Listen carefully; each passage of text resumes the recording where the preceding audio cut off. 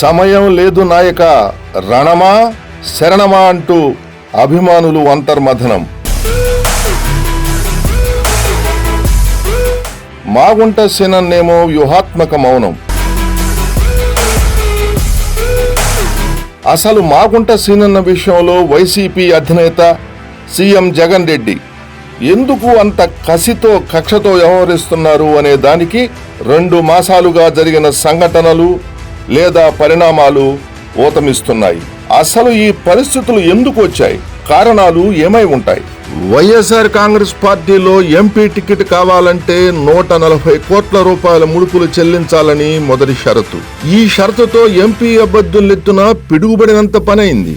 ఇక దీనితో పాటు చంద్రబాబును, లోకేష్ ను, పవన్ కళ్యాణ్ ను బహిరంగంగా ప్రెస్ మీట్ పెట్టి బూతులు తిట్టాలి అనేది 2వ షరతు. రాజకీయాలలో ఒక్కొక్కరిది ఒక్కొక్క స్టైల్. మాగుంట కుటుంబం 30 ఏళ్లకు పైగా రాజకీయాలలో ఉంది. మాగుంట ఇంట్లో 3 ఎంపీలుగా గెలిచారు. మాగుంట శ్రీనివాసులరెడ్డి అయితే 4 సార్లు ఎంపీగా విజయం సాధించారు.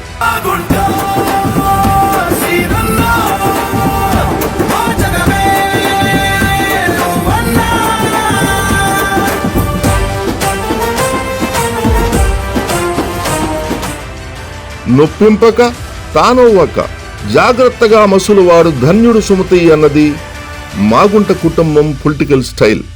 ఎవరిని పల్లెత్తు మాట అనటం కానీ అనిపించుకోవటం కానీ మాగుంట కుటుంబం ఎరగదు.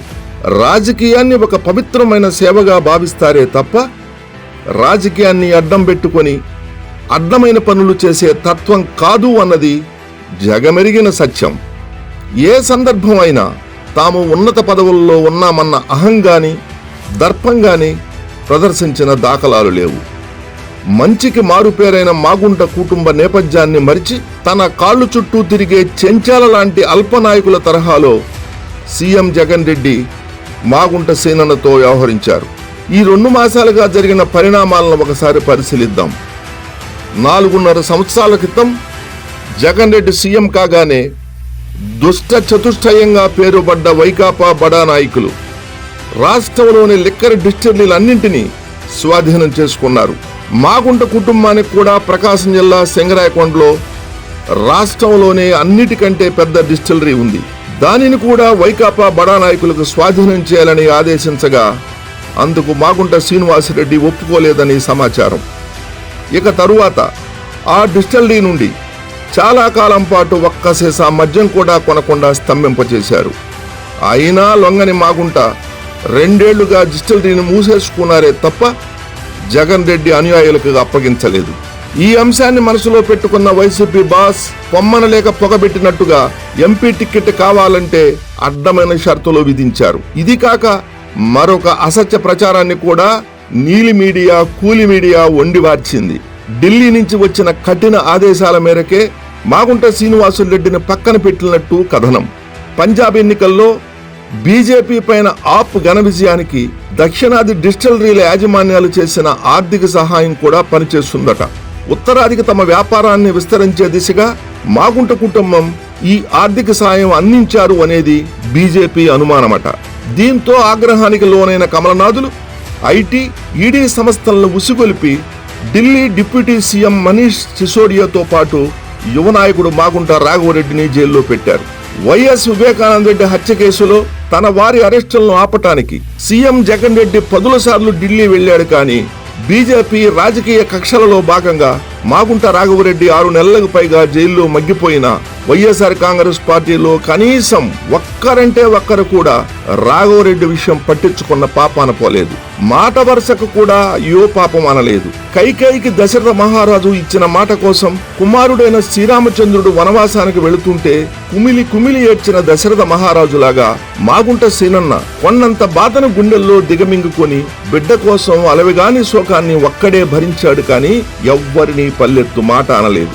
ఇక ఇదిలా ఉండగా నిన్నగాక మొన్న జగన్ రెడ్డి పార్లమెంటు లాబీల్లో ఎదురైతే సంస్కారానికి సభ్యతకు మారుపేరైన మాగుంట సీనన్న 2 చేతులు జోడించి నమస్కరిస్తే తండ్రి వయసున్న వ్యక్తి 3.5 దశాబ్దాలుగా రాజకీయాలలో ఉంటూ అజాత శత్రువైన సీనన్నను చూసి చూడనట్లుగా వెళ్లిపోవటం ఏ సంస్కృతి సంప్రదాయాలకు ఆదర్శమో వారి విజ్ఞతకే వదిలివేసిన స్థితప్రజ్ఞుడు మాగుంట సీనన్న.